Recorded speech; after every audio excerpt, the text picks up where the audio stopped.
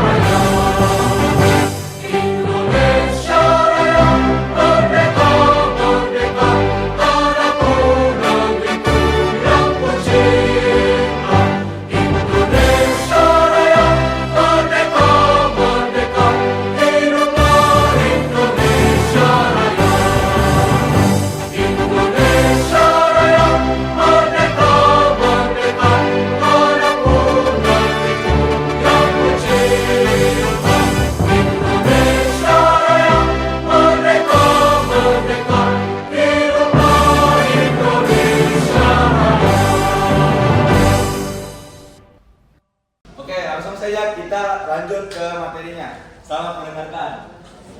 Jadi di sini saya akan menjelaskan tentang latar belakangnya. Jadi di Indonesia ini memiliki kekayaan budaya itu yang sangat luar biasa. Salah satunya ada musik tradisional.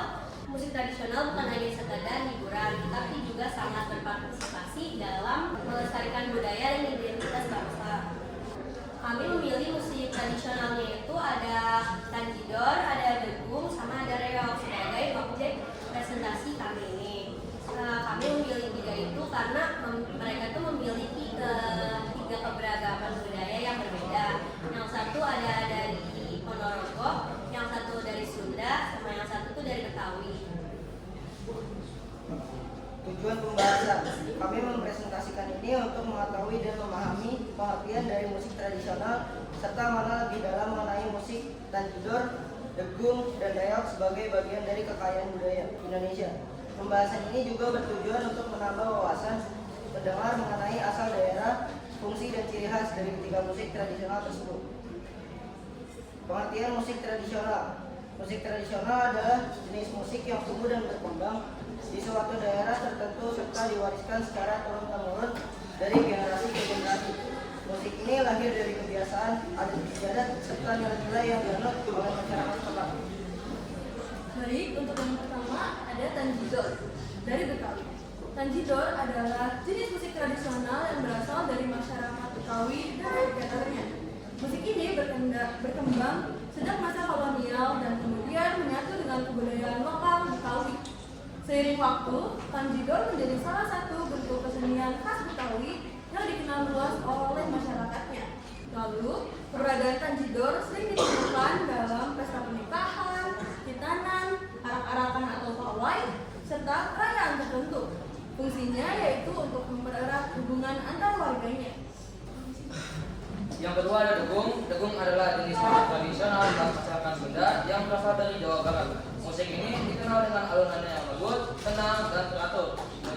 Degong sebagai bagian dari kebudayaan Sunda yang menjunjung tinggi kesopanan dan keharmonisan.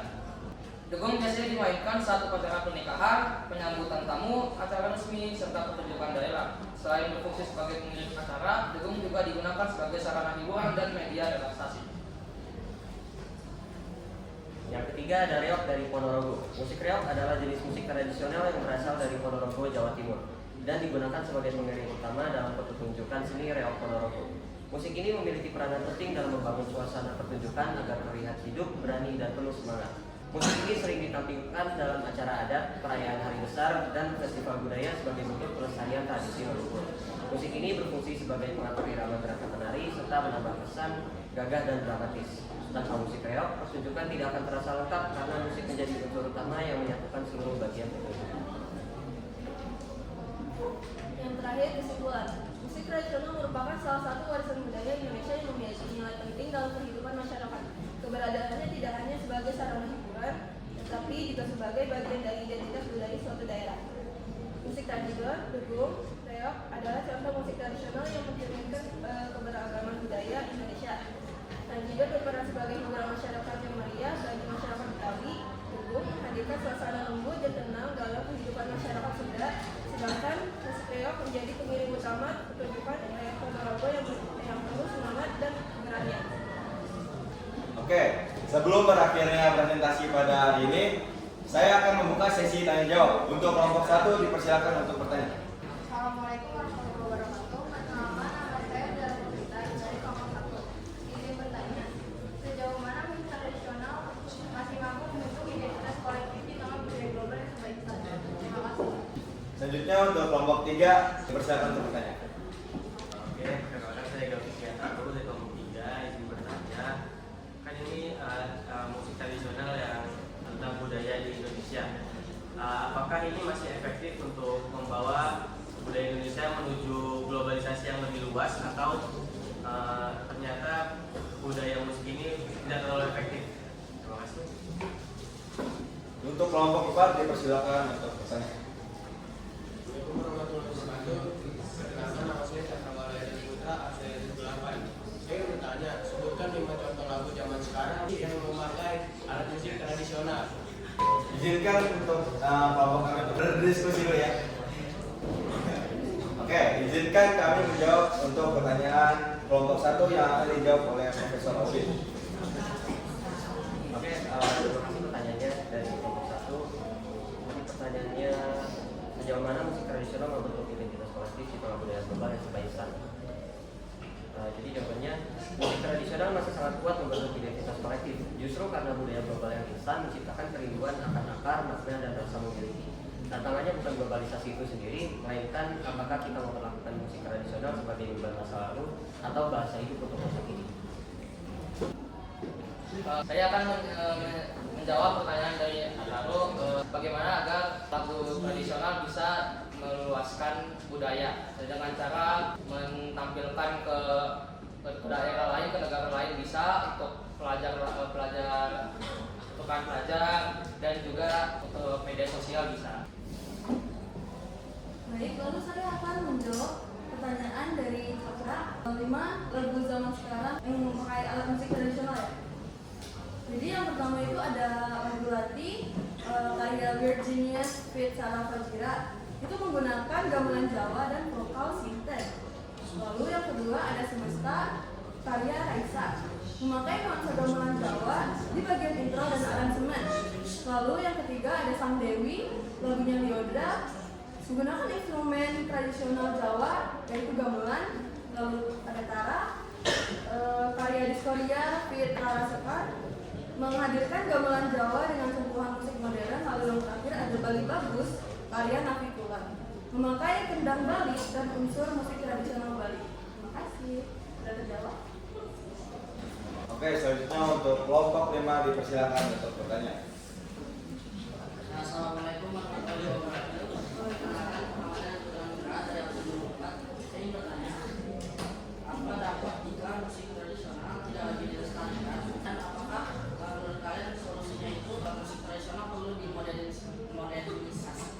Selanjutnya untuk kelompok 6 dipersilakan untuk bertanya. Assalamualaikum warahmatullahi wabarakatuh. Perkenalkan, saya Syairani, saya dari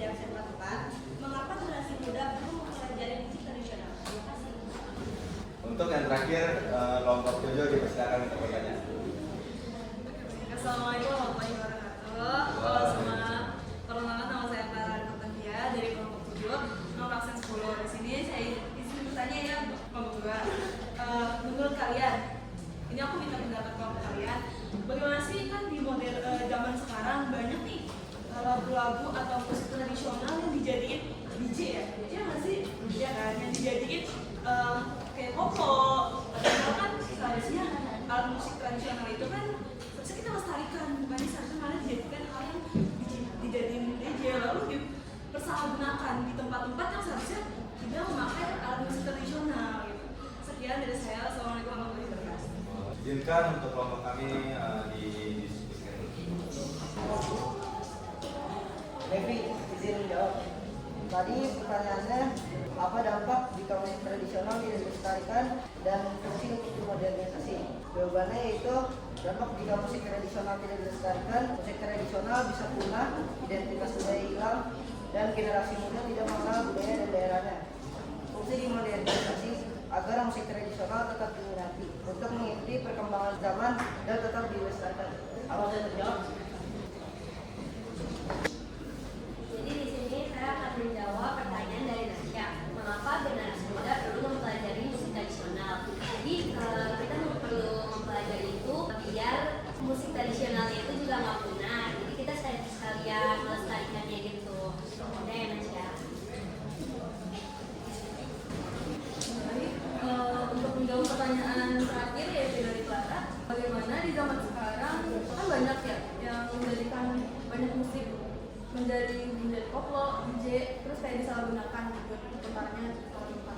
Menurut kami atau menurut saya pribadi ini sebenarnya itu kalau misalnya buat for fun ya itu oke aja, dan kalau misalnya banyak yang menikmati musik koplonya, DJ-nya itu juga aman aja sebenarnya. Cuma kalau misalnya disalahgunakan seperti apapun itu yang tidak baik, itu gak boleh dinormalisasikan sih ya. Jadi tanggapan lain? Berarti kalau seandainya kita mau memperluaskan nih lagunya, berarti boleh dong pakai lagu DJ? Boleh dong berarti?